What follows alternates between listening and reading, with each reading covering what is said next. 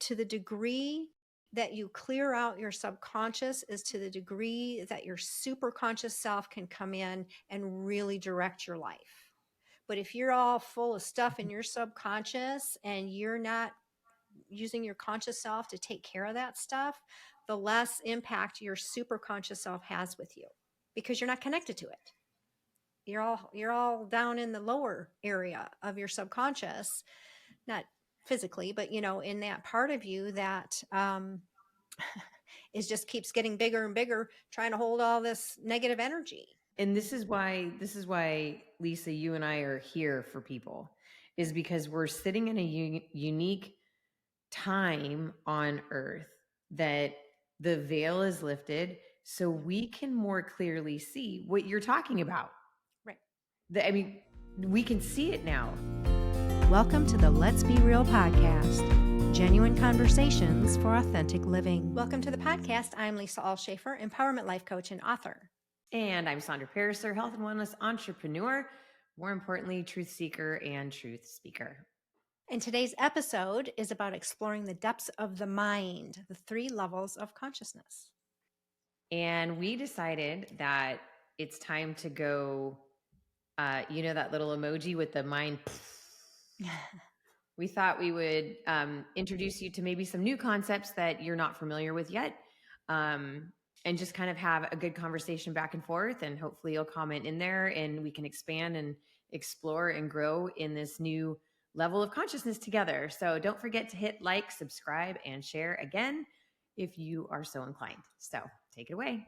Yeah, absolutely. Well, in the world of psychology and in the world of spirituality, there's often a lot of crossover in those two. They're kind of flip sides of the same coin.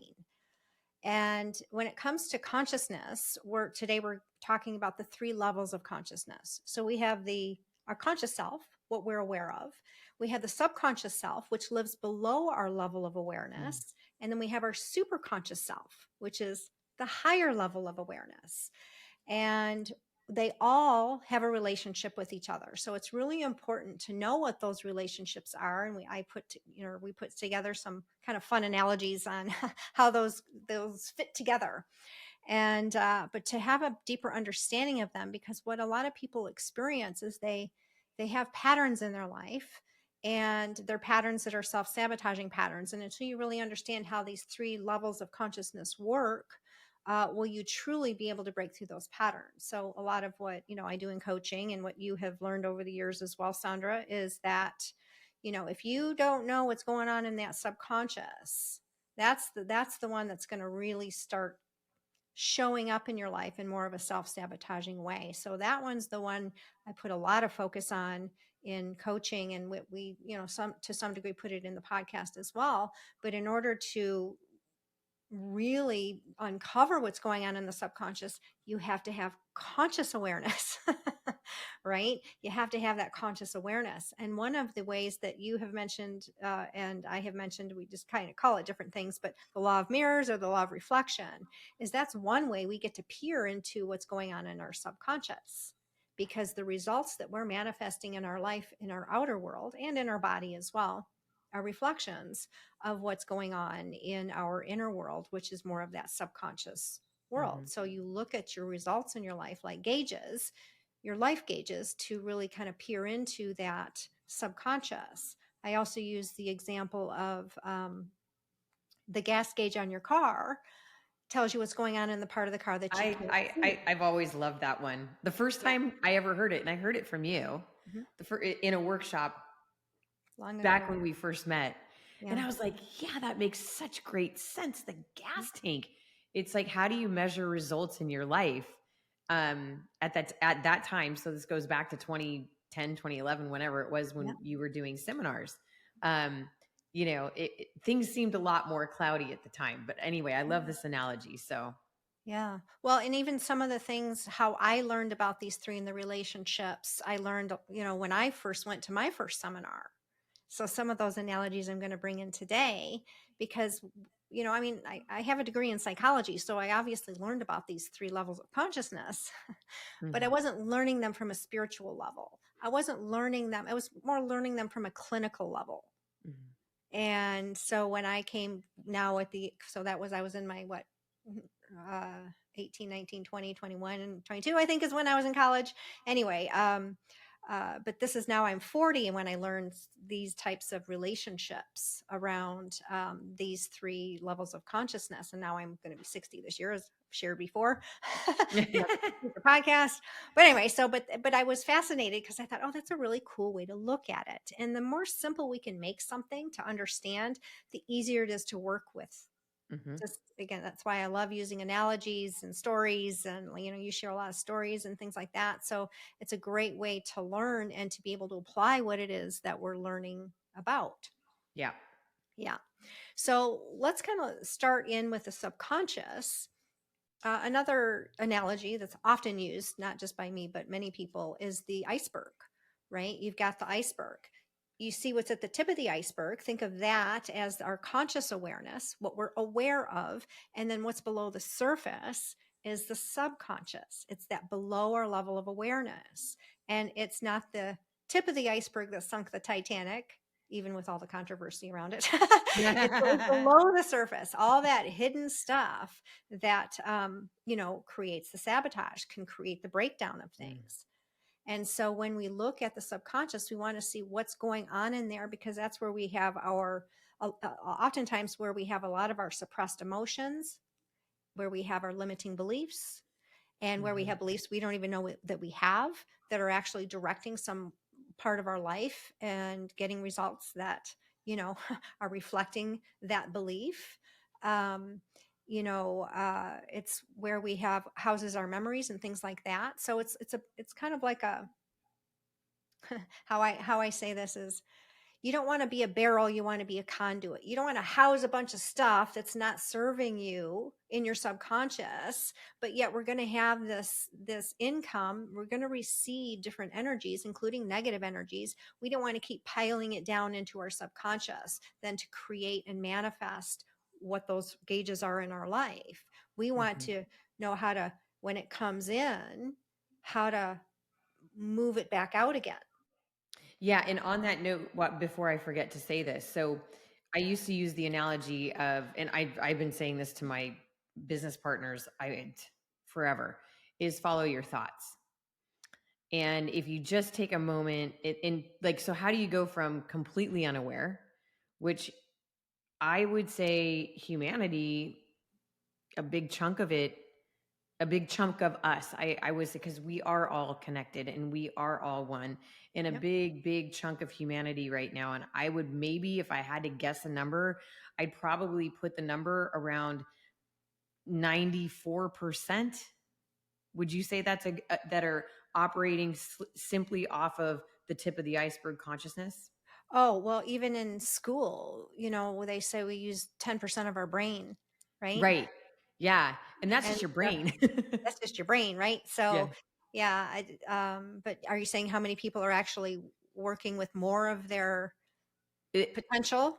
Yeah, Yeah, I think that we're all trying to break free of just yeah, this simple tip of the iceberg. I think humanity at large is trying absolutely. to make sense of what is happening. So the Yeah. easiest thing to do is literally follow your thoughts. Okay. And if your thoughts are telling you things that what I say are not true, and I always say, I'm not good enough. I'm fat. We've talked about this before, Mhm. oh my gosh, I'm so fat, or I'm so ugly, or I'm this, I'm that, I'm the next thing. And those are very defeating. That's self-talk. That's what you need to look at first. Mhm. And the way that you can change just that is by bringing awareness to it, right? Put the light on it. Stop for a moment, take a couple deep breaths. A lot to be said about breath work, and just sit there for quiet for a second, and then wait for the thoughts to start to scroll through, and just identify what they are. And and so, okay, wait, there was a whole other thought that I had. Oh shoot, it was so good too. As humanity is, and this is why this topic came to our sphere today, which was, as humanity right now is starting to rip back the layers, and the layers aren't being ripped back because this is what we desire. It's because it's getting so loud outside. It's getting so loud outside. Mhm. And it I don't want to go there. But anyway, so how do you get underneath it all? And it's more just to set an intention and start to do a little bit of self-discovery and start to go from this conscious level and start to get underneath with everything that you've made part of your life for Yeah. decades now. Well, so the subconscious, if you can think of the subconscious as like a child, and what you impress upon it is what it will express. So the conscious, our conscious self is like the parent. So in a family relationship, right? The Mm-hmm. parent, how we are raised greatly impacts how we turn into adults and what we carry forward with us. So if it's a Mm-hmm. negative impression, we will oftentimes then create negativity. If it's a positive impression, that we will create more Mm-hmm. positive things. Now we're not an all or nothing, all positive, all negative planet. We will always have a combination of both. But now what happens is, as and this is why the inner child is so much of the work that we've done, and that I continue to do with with the clients, is that um, the relationship you have with your inner child is going to be very significant to what you manifest in your life, because the inner child is always there. It's always there because your subconscious is always there. That's where it lives. And Mm-hmm. so now the part of us that's more of that parent is the conscious self, Mm-hmm. because the subconscious doesn't make decisions. The conscious self makes the decisions. It is the decision maker. And then it impresses those decisions down into the subconscious. And then the subconscious goes into saying, kind of like, okay, this is what you want, so this is what we'll create. So if you're putting negative down into your subconscious, like your thoughts and all Mm-hmm. that, I'm this, I'm that, I'm stupid, I'm no good, I'm not worthy, blah, blah, blah, whatever it is. Doesn't mean you have to necessarily just think it. You can feel it too. Mm. You can Oh, you feel often that do. too, When right? you're thinking it, you're feeling Yeah. it. And they all Es- kind of combine together. And this, so Especially the subconscious. That's why it's so important to bring the yeah, ticker, the yeah, thought ticker into the light. Because what you're doing is then you're pulling because the subconscious piece, the thoughts you're thinking, you're creating. You are creating. In the you are. feeling is the creating. And so by putting a light on it, the Mhm. awareness in and of itself will, and then if you can identify, well, that's not true. Right. Then you start to unpack because the feelings come along with the, Oh, yeah. They're so intertwined. They're yeah. so intertwined. And really, your subconscious is your feeler, and your conscious self is your thinker. Mm, Okay. Which is why it's important to pay attention to those thoughts. But you also got to work within the world of emotion, feeling. which Hmm. is when you're really now diving deep into the subconscious self. Because I mean, how many times has someone felt something, but they couldn't logically put together why they felt the way that they did? Because Right. it's something stirring around in that subconscious that's probably coming up to the conscious awareness now. But it's like, but I don't understand, why am I feeling this way? And that's why processing our feelings and releasing our feelings is so important, because if you sit and stew on it intellectually, it's not going to clear the emotion. Hmm. So just go into the emotion, start to clear it. And then that's often when insights start to come in. So now the thoughts can come in. So you can work at it from both angles, from both an emotional perspective and a thinking perspective. If we look at if the subconscious is the feeler and the conscious is the thinker, the superconscious is the connector. And what we mean by connector is your connection to God, your connection to your spirit, your connection to all the you Support, know support, support and divinity, divinity. right? The divinity. And so we work best when we have all three connecting together. And a lot of people start to feel and think in an unhealthy way when they start to feel disconnected. Mm. And we talked a little bit about, and by the way, I found the name of the movie, Sybil. We talked a little Sybil. bit about Oh, fragmentation, right? yes, We talked yes. about fragmentation. I think it was in the last podcast. I put it in post edit, by the way. If you haven't seen it, I put the Oh, movie. you're so good. I try to do You're that. so good. When we Yes. can't think of something, I will usually bring it in post edit, and so that you aren't wondering too, although you could Google it. But Anyhow, so Sybil was very disconnected, and this is where relationships become disconnected. We can literally become disconnected from our body, which means we're not really present in our body. That's when we get into accidents. That's when we start to disconnect and we're not tuned in to what our body is trying to tell us, right? And so Yep. disconnect is a huge piece of why that super conscious is so important to connect into. A couple things on all of this. So movies are. I went through this phase. It was a very long phase, where I saw all the agendas in the movies, and so I just didn't want to see movies anymore because I could pick apart an agenda. It's like, why are they cramming this agenda down my throat? But now I look at movies like Sybil. And the other night, I got to pick the movie. Thank God I got to pick the movie. So the girls are watching Harry Potter, which is really to watch it with your eyes wide open. It's very, very fascinating. I've never seen any of the Harry Potter movies. So it's fun for me to watch. But it was my turn to pick a movie, and I want to go back and see Doctor Strange again, just mostly because in the plant ceremony that I was in ceremony, um, part of what I could visualize was interdimensionality. And so all I could think of, and the only way I could describe it was like, it's like the movie Doctor Strange. So I'm watching the movie Doctor Strange and I'm like, they got it all wrong. They even screwed up Doctor Strange. Although, have you ever seen the movie? Okay, you have to watch that movie. So it's all about him using his mind, but it's a feeling. Okay, just watch the first 20 minutes of it. Mhm. Just where he goes to what's her name? The divine master leader. So when you say Doctor Strange, I'm thinking Doctor Strangelove, which is a really old movie, which is a different movie. So you're talking about like a Marvel movie? Yeah, it's like a Marvel movie. Okay, okay, Yeah, okay. he's like a Avenger, I think. Yeah, okay. I'm really bad No, with. I have seen him. I have seen him. Yeah. Okay, so Benedict or Cumberland. there's a handful of movies. This one, Cumberland.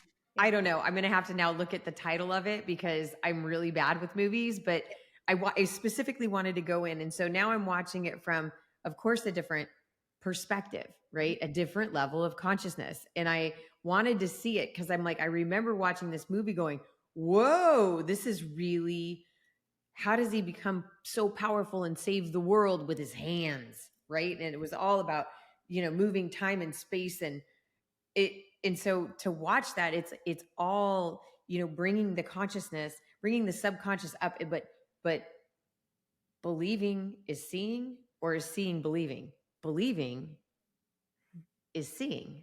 Mhm. And so it's all of this how we create our own reality is kind of unpacking levels of consciousness. Yeah. It's that which Wayne Dyer has I think he has a book titled that I'll see it when I believe it instead of Mm, I'll believe it when I see it, right? It's just mm, flips that around, mm-hmm, which is another point in the relationship between the subconscious, the conscious, and the superconscious, is that the subconscious houses the memories. It remembers things. And we can mm, only keep so much in the conscious self because we gotta like download our files so we have room for what we're actually aware of. We can't carry it around with us up here in the consciousness. So a lot of that goes down and filters down into the subconscious. So it remembers everything. That's why it houses it all, which is why mm-hmm, some of the stuff that's going down there, we got to really pay attention to. mm-hmm. But the conscious self, so the subconscious remembers, but the conscious self imagines. Mm. Okay. This So is the your power, creator mechanism. This is you yeah, creating your reality. And it has many times as I've said this in all of our podcasts, like yeah, we create our reality. This is like a ding ding ding for everybody. This is how you do it. yeah. And so Imagination. whatever we imagine most Mm-hmm. becomes our day-to-day reality. Now think about, if you think out there, think about, what are you thinking about most about your day, throughout your day? Because that's what you're manifesting. Mm-hmm. So if your focus is on what you don't want, you're manifesting more of what you don't want. Mm-hmm. But if you're thinking and imagining more about what you do want, that's where you're putting your creative energies toward. And there's a quote, and I meant to look it up before we did this, but I didn't, from Einstein about imagination, but it really is, it's more powerful than any body of knowledge. In Mhm. fact, when you have a body of knowledge, somebody who thinks outside the box with their imagination finds new knowledge. Which on that note, Yeah. it goes back to the Wonka movie. Here we Mhm. got so many different analogies, and like the Yeah. person that never watches movies is now, you know what? Because I'm finding the imagination in all of it, because it Mhm. helps me with my creative, ideas and concepts. And how do I get to? I know I'm creating my reality Yeah. now. By the way, so childhood kind of cements the memories, right? Mhm. Mhm. Mostly our inner child and our childhood. But Yeah. then as every day in life, we're picking up on what is happening. So there's Right. always, and that's why to really get underneath some of this stuff that we're talking about, Lisa, is to be able to better navigate Right. what is happening every day. Because you can inherently, traumas will pop up. Yeah. And if you don't know how to process them, then you pack them and you stuff them down back into the iceberg. Yeah. And yeah, below the surface. And so you think, Yeah. even think about that. If someone has had a traumatic experience, where does the memory go? It doesn't leave. It Mhm. just moves out of the conscious awareness because it's traumatic, it's painful, it's, forgotten about, but it never really goes anywhere. That's why when it comes back up, it's almost like you're experiencing it again, but you're not. So a lot of times when we're processing trauma, we really need someone with us to do that, because That our mind will go through this process of it's happening again.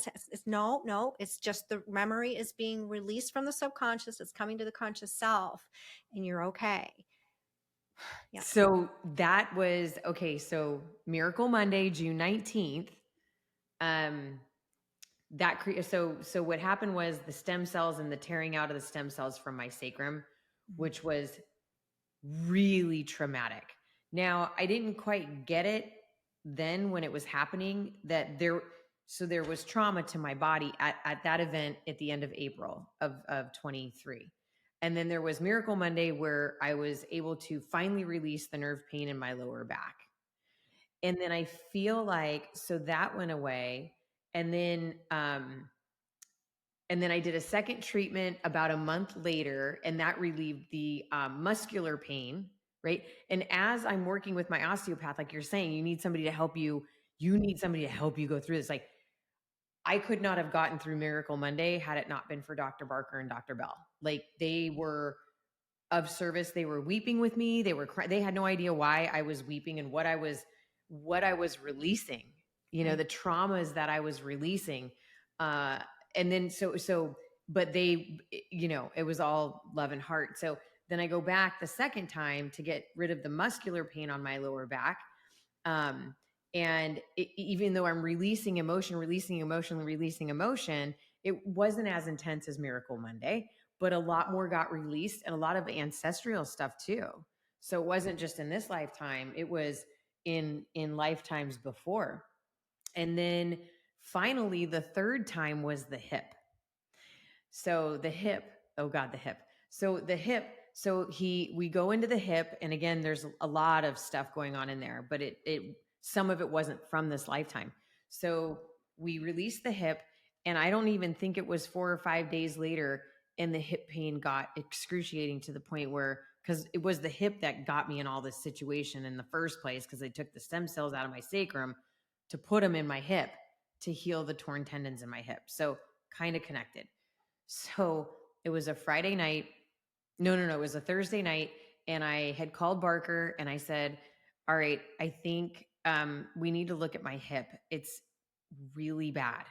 And he's like, okay, send me over the MRI. For some reason, I have it on your back. I don't have it on your hip. Let me take a look at it. And it's keeping me up and it's super painful. So Friday night, he calls me after he closes the office and he says, it looks like you might have to go through stem cells again. The trauma that whole weekend was about the trauma from the trauma. I spent that weekend like crying, weeping. I have to go through this again. I can't do this again. Oh my gosh, the pain. Oh my gosh, it ruined my life. Oh, in that whole, all the feelings came up. And then just to kind of unpack and for everybody to see, I had stem cells done on Friday. It will have been 4 weeks, and the experience was beautiful. I had no fear. I went in. I told you this, Lisa. We blessed we blessed the stem cells. We blessed the liquid. They prayed over me. It was like Mhm. I'm in heaven. This is like, and you know what? I'm doing great. But the trauma from the trauma. Yeah. Well, yeah, it's again, you can, and if you see, but your intention was always clear to clear the trauma, Mhm, right? And I think mhm, that's important as you describe that, the trauma from the trauma. So many people are so afraid of experiencing this pain, this trauma, this emotion, and physical pain as well, mhm. that they just, nope, I don't even want to go there. You're going to have to, if you really want to heal yourself, you have to go through the pain. But on the other side of the pain, right? And for you, it took 2 rounds of the pain, Mhm. right? But ultimately, it got you to the relief. And that trauma is very intense energy. So if you had decided not to clear that, it would still be showing up in some form of a manifestation in your life in some way. But it was, you know Yeah. this, it was. Mhm. I mean, okay, so that was so Miracle Monday was June. Oh my gosh, April. So we're about a month and a half away from it being a year of me going through. And by the way, it was all through the month of February last year. I was doing physical therapy every single week on my hip, all through February, Right. all through March. Mhm. And then it was April that it all just went to hell in a handbag. So it wasn't like it just showed up out of nowhere. Right. It was this progression. And so now here I'm, it wouldn't it be really interesting? Because of course it's a process, you just don't, I haven't had a miraculous healing. I'm working on it. And it all comes down to emotions and trauma and work and a vision. For Yeah. me personally, I want to clear out. It's so funny. Okay, so it's a metaphor, the junk in my trunk, Lisa. Is there any left? Yeah, apparently there is. um, anyway, Emotional junk emotional. in your Yeah. subconscious trunk. That's right.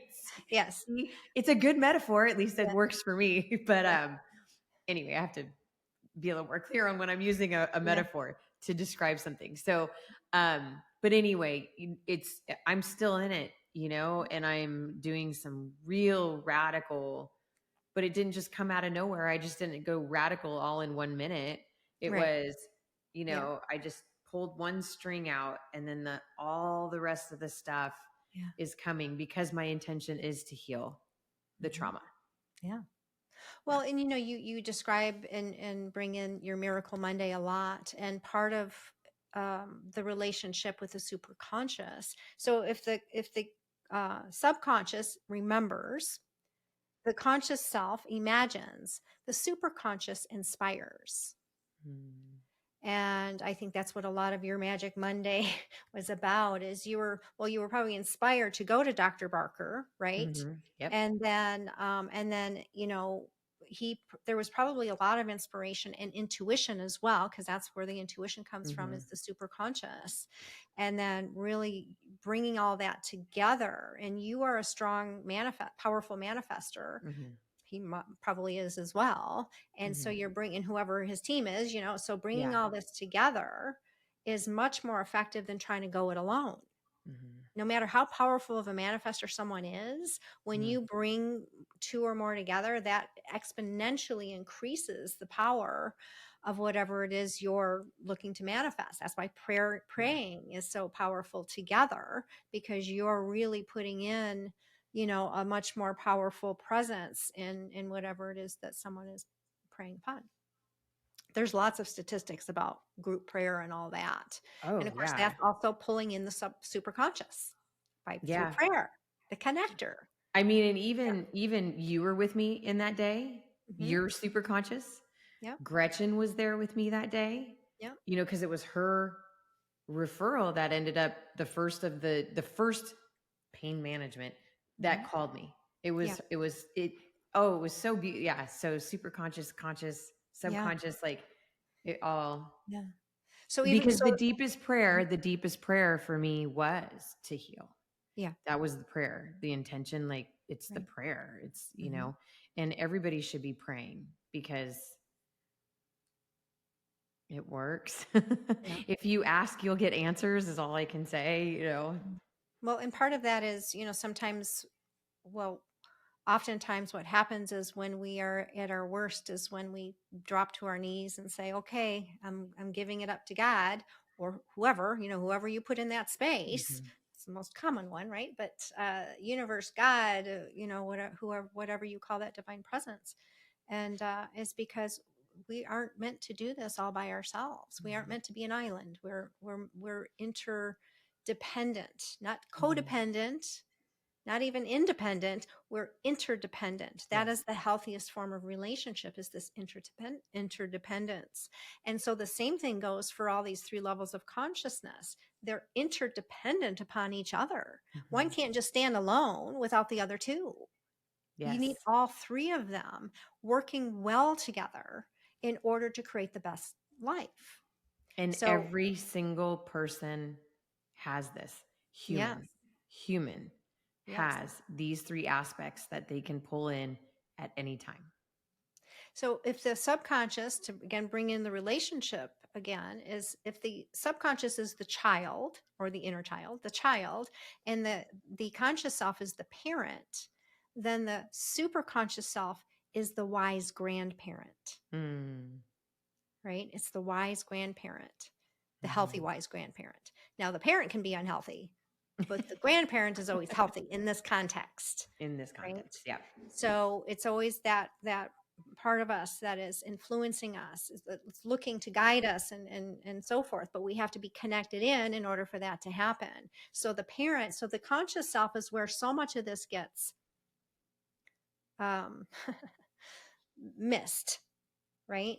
Because if we're not really following our intuition, if we're not really connected into that super conscious self, then we can make really poor decisions, because that's where the decisions are made, is in the conscious self. So we can make poor decisions, and then that's falling down into the inner child self, which is in the subconscious, and then the subconscious is in the very powerful part of the manifesting. So it just all kind of rolls around, and you can either be creating positive or you can be creating negative.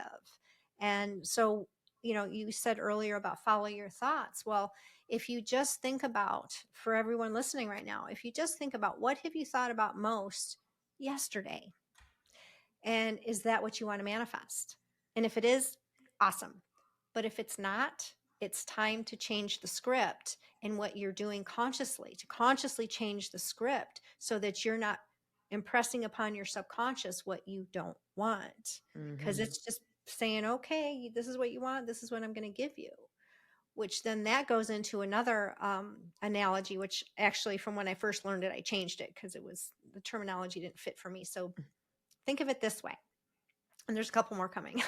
um, and that is, well, maybe there's one more coming, but think of it as, in the world of business, think of it as the employee. Okay.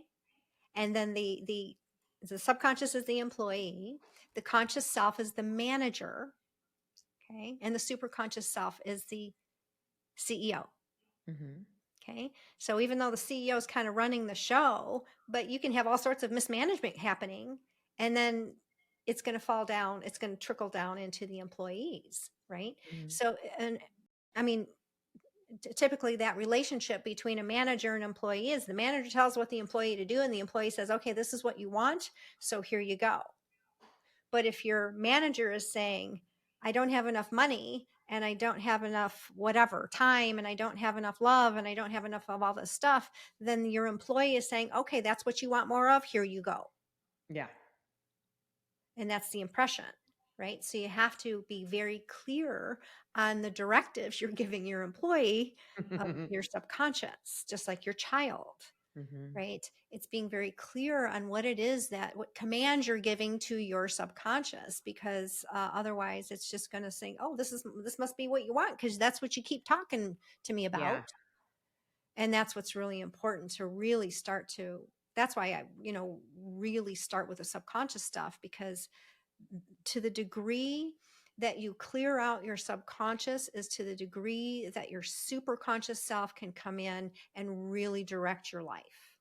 But if you're all full of stuff in your subconscious and you're not using your conscious self to take care of that stuff, the less impact your superconscious self has with you because you're not connected to it. You're all down in the lower area of your subconscious, not physically, but in that part of you that is just keeps getting bigger and bigger, trying to hold all this negative energy or You know, limiting beliefs. and this is why Lisa, you and I are here for people, is Yeah, because we're sitting in a unique time on earth that the veil is lifted so yeah, we can more clearly see what you're talking about. right. I Yeah, mean, we can see it now.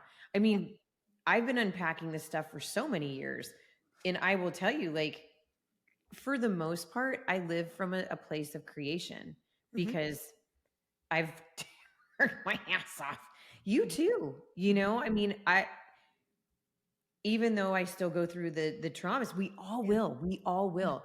But if we can at least clear out enough of this stuff, Hmm. where to the point where even once you can connect in to that which is that who you are, right? Like oh, I can ask, and then I can see when the answers come through. I can see when I'm clearing out, oh, this feeling came from this event. Yeah. Whoa, let me just kind of feel it, do a Hmm. little, processing, remove it. And once you even get a glimmer of what that feels like to be connected in, then you're halfway there. You're Yeah. literally halfway there. Because then once you learn it, these principles we're trying to teach, because it's easy. I don't want to say it's easy now. No, no, definitely It's not not easy, easy. It's but it just, makes your life easier. okay, hold please. 222, 27. 222, 272. Oh, those are all your angel numbers, and I'm looking at them right now. Yes, Yay. we're recording this on 227, which is one of my angel numbers that's in my book. Yeah. Yes, it's in the book. Yeah. Yay. So, When we've so talked a lot about numerology, so a lot yeah, of significance in numbers. So yeah. anyway, that was a nice Uh, little sign. yeah, there you go. And it's going to be, well, for you, it's 222, right? For me, it's Two, 1222, yes, exactly. right? 222, Yep. 227. So we'll, Lots of we'll, twos. we'll still be here at 1227 and 227 and 227. Oh, So it's amazing. remember, the subconscious is outside of our awareness, our conscious awareness. So when you start doing this work, this transformational work, and you're making a conscious decision to go and find out what the heck is down there, right? One of the things that you will find are these beliefs that have been living in there that you just have not been aware of. And one of those beliefs that I discovered, this was back in 2006. I remember exactly because I was in a seminar and we were doing writing down what our beliefs were about success. Mm, And but I was already in the environment. It was very conducive to allowing, whatever's in my subconscious to come up, because we were just like listing things out. And I put down, not getting your mind too much in the way, right? Just kind of putting stuff out. And I put down, I will die early if I'm successful. And I'm like, mm, whoa, what's that one about? And it's because my dad died when he was 58 and he was successful. Now, I mm, had lodged that down, not consciously, but on a subconscious level, I had that belief sitting inside me that if I am going to be successful, it's going to bring me to an early death. mhm, And so, I mean, I wouldn't have got to that just living an everyday life. I got to that because I was doing the work and putting it mhm. out on paper and all that kind of stuff. And so once I saw that, I'm like, well, gosh darn, no wonder I'm making it so hard on myself. I don't want to Yeah. die, right? I don't want to die. So okay, then I'll live and not be successful, or I'll die and be, whatever. So I was able to clear that out. But gosh, if that was sitting in there, it's just imagine what could be sitting in so many people's subconscious that they're not even aware of, that is hindering their life in some way, lowering that quality of life.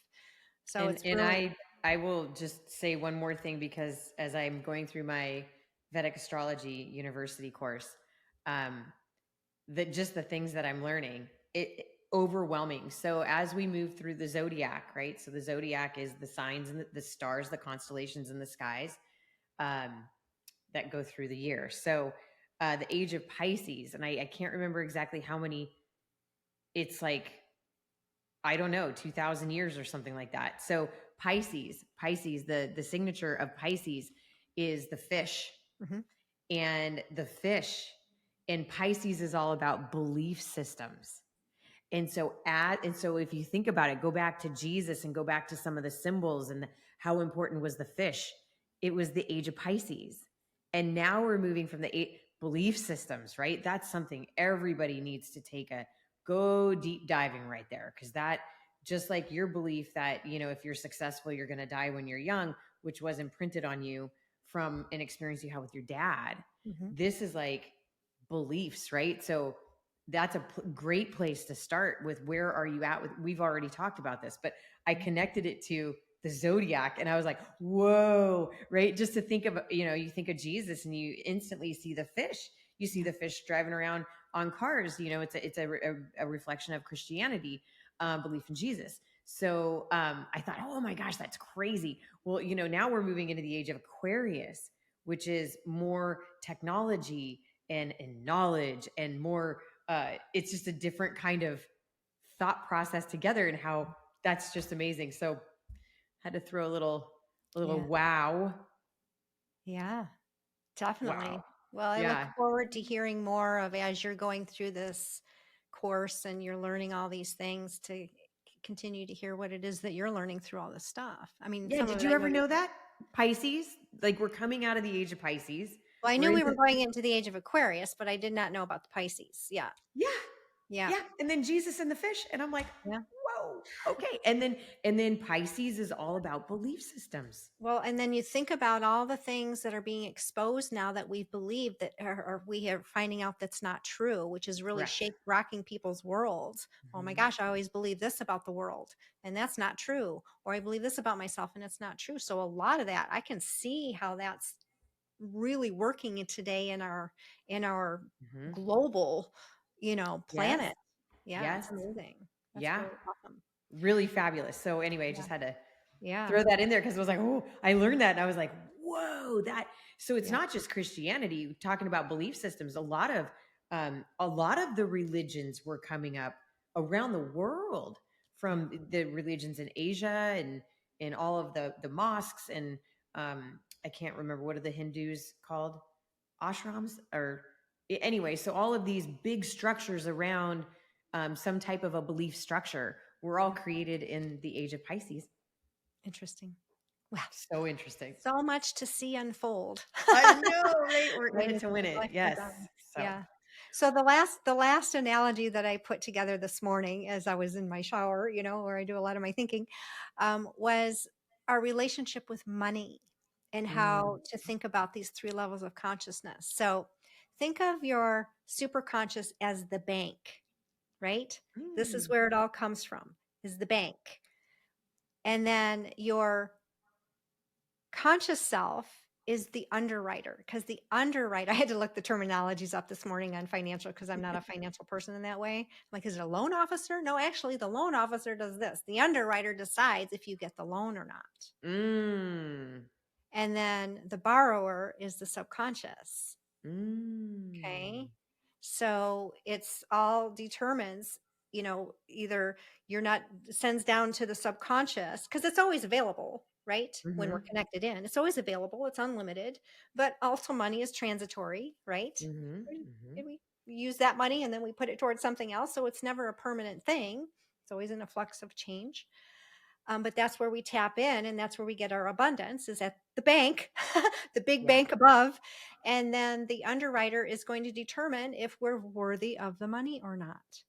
Are mm, we the credit, right? Do we mhm, deserve the credit? So if we have an issue around value and worth and discrediting ourselves or crediting ourselves, so to speak, then that'll determine, what's going to mhm, be the message that goes down into the subconscious. No, you're not deserving of money, so you're going to continue to live in lack, or the other way around. yeah. Yes. We can tap in at any time that we want and pull it in, and that's the message that goes through and through. See, that's why it's important to align these three, Mm-hmm. Mm-hmm. because it's always coming positive from above. It's always healthy and positive from above. It's the conscious self, because this is where this is where we experience life, is in the conscious self, and then that all gets moved down into the library of our experiences down in the subconscious. So as we clear the things that aren't serving us, we can allow, by being conscious around what we're doing and bringing that into alignment, now we're aligned with that bank, that Mm-hmm. wise grandparent, that CEO that is really running the show in from above, and bring all that in together, and we align ourselves, and that's where we start to actualize our higher superconscious self into our physical body and existence, Mm-hmm. because we're making better decisions, we're clearing out the old junk, and that now we're all moving up and elevating into that higher vibration, Mm-hmm. and so forth. So this is why it's important to know how all these three interact together. Absolutely. Yeah. So here's three transformational principles around how to start to move all that in alignment. And the first discipline is the discipline of asking, which you mentioned a little Mm-hmm. bit earlier. It's the discipline of asking. If you haven't heard this before, ask and you shall receive. But if Mm-hmm. you're not asking, then guess what? You're going to limit your receiving. And this is so interesting because, and this is just coming back to me, just a few days ago, I saw something um, on social media, and it was Steve Jobs, a really old video of him. And he said the reason people don't succeed is because they don't ask. Mm-hmm. And It's like how, the answer to the question is always no, unless you ask. right. And then it Yeah. might be yes. Yeah. Right? It's Yeah. always no. So it's, yeah, ask and you shall receive. And then, part of it is, and I have this also in my book, and it goes along with prayer, and that is ask and then let it go. Mm-hmm. Because if you start becoming attached to what you think the answer should be, you're going to limit the best answer for you. So that's important as well in asking, but you got to ask. Yeah. And then there's the discipline of writing. That's why journaling is so powerful. Writing things down is so powerful, because it takes it out of, you and I were talking about this Just earlier. talking about this. Yeah. Yeah, before we started recording. And then that is, it puts it into a form that's so tangible, and it just empowers that intention out into the world. If you're looking at like goal setting, or just strategizing in your life, or problem solving, or whatever it is, it does that. But it also can uncover what's been sitting in your subconscious as well, especially when you're just free writing. There's automatic writing, you're just whatever's on your mind, and then all of a sudden, just kind of like I popped in, you die early if you're successful. That's kind of what I was doing. It's automatic writing, and Yeah. it was just like, oh my gosh. So it gives an avenue for that subconscious stuff to come out, So, but it also can bring in the superconscious stuff as yeah. well, by simply writing, and it's free. Okay. So Asking I and have writing. to, this is okay. So I've been telling you the story along the way. So Mhm, Alan and I have like very, very, very, very, very dear friends that have been with us as long as Alan and I have been together. mhm, And my dear friend Sandy and her husband Lyle. Um, I mean, she helped teach me how to nurse Stacy. That's how and then we're all in mhm. Texas together. They're 2.5 hours away. So when we have little emergencies that come up along the way, they will drive in and stay with the kids while we have to go do X, Y, or Z. Very, very close friends. So Lyle, we got off the cruise in November, a company trip in November, and Lyle went straight into the hospital. So he's been needing a new heart forever. I think he's probably 55-ish, somewhere in that age range. Um, and he's got this congenital heart defect from birth that they moved into the United States from Canada just because of the insurance that you can get and the medical treatment, knowing that at some point in time in his life, he was going to need a new heart. Um, so this is November, mid-November. So he goes in right after the cruise, and he's been in the hospital ever since. And so I'm on the phone with Sandy, and this is now mid-January, and it's bad. I mean, he's basically dying often, right? Oh, we're going to lose him. Nope, he's back. Oh, we're going to lose him. No, he's back. And I had this beautiful conversation with my girlfriend, and I said, okay, so she's a Christian. She's a huge believer. And I said, you need to write out be specific in your requests. And we've gotten so many emails, and talk about writing it out. She's got however many people on the prayer list, and miracle after miracle after miracle after miracle. And it was one of those things that at some point in time for me, because they're so close to us, I mean, if he was to transition, like that would just not be fun at all. But anyway, like he didn't, and he got a new heart, but then he almost died in the new heart process, and then he didn't die in the new heart. And so all of these things, and every time, and we're still getting emails, this is where he's at. He's still in the hospital. It's still touch and go. The detailed, more specific, and then the release. And her and I even had that conversation, if it's time for him to go back into the arms of God, then that's the plan. Right. And so then unattached to the outcome. But it's been really a wonderful thing to everything that you just said was incorporated into this beautiful story, because he was part of it. He was praying. He wanted to live. He had anyway. So everything you just said was perfect. Yeah. Perfect. And I got to experience it, and it was beautiful. Right. The power of writing is it's just amazing. Even when I was writing my book, most of the book ended up being what was happening while I was writing the book. It was just, it was such an intensely beautiful, magical experience in writing the book. It's like, gosh, I need to start writing again, like write another book just for the experience of it, and not for necessarily the outcome of it, but just for the experience of writing it. It was so amazing. Yes. So the power of writing, the discipline of writing, and it does take discipline, because, you got to sit down and do it. And then the last discipline for today, for transformation, is the discipline of letting go. So it's really asking yourself, what am I hanging on to that I'm to be letting go of?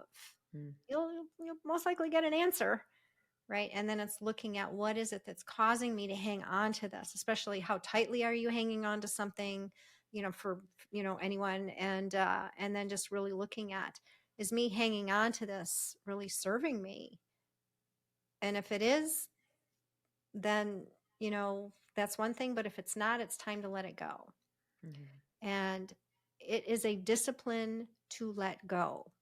And so many people have a hard time, including certainly myself over the years, of letting things go. I mean, even if you just think about physical things, this is why, Marie Kondo, right? Marie Kondo became so popular, because, she has a system on how to really let stuff go. It's just our physical belongings. So you start off with the easier stuff to let go of. And then the last thing you let go of is the sentimental stuff. Because we have so much attachment into just the physical thing. So if we have attachment, things that are hard to let go of on a physical level, just imagine what we're not letting go of on an emotional level, and on even a mental level, and all that. So it's like a muscle. We've talked about, things as muscles. You need to build the strength of that muscle to let go, because it is definitely something, the more you do it, the easier it becomes. And letting oftentimes, go, just as you're saying that, it could be a relationship. It could be a relationship with your child. It could be a relationship with a parent. It could be a relationship with a sibling. And because when you're talking about close to you, things that are close to you, and then you go into belief structures like, well, it's my sister, brother, mother, uncle, this, whatever it is, these relationships are just something to look at. Sometimes you need to step back to reset. And so in the letting go process, once you let something go, it doesn't mean they're actually gone. It just means whatever your attachment to it was, right, you're no longer attached. And then you can love with grace, without expectation of anything in return. And I do think the belief structures, when it comes to specifically family, or lifelong friends that you've taken a turn. And I've had many conversations with people about that, because, our world is very, very political right now, and it really shouldn't be. but a lot of people have lost relationships along the way due to whatever kind of situations going on out there. So letting go, of things or of relationships, it really just alters the feeling that you have connected into whatever it is you're attached to. Yeah. Well, we've done, the podcast on regret, letting Mm. go of regret, Mhm. letting go of this strong need for control Mhm. because it's unhealthy. So you Yep. actually have healthy control. Yeah. It's the paradox, right? Letting go of, the just this old stuff. It's letting go of what's sitting in the subconscious, letting go of the limiting beliefs, letting go of the suppressed emotions, Yeah. letting go of all sorts of things that just no longer serve us and perhaps never did. Mhm. But you gotta start and Because the continue. reward is the connection with the three It is. power center. Yep. The more you let go, the more in comes, the more you receive. The more you let Yes. go, well, that's a great place to end. The more you let go, the more you receive. Yeah. Yeah. And take that as your mantra for the week. What Yeah. can I let go of this week? And that one came in through my superconscious. But it's so true. Yes. It's so true. That Well, one. I very much look forward, Lisa, to us expanding on some of these deeper principles of consciousness, awareness, mindfulness, and because we're there now. We're Yes, we there. are. Yeah. Well, Any last words? thank you for joining us today and align. Align. Yes. All Let's right. get Stick with aligned. your mantra. Bye for now.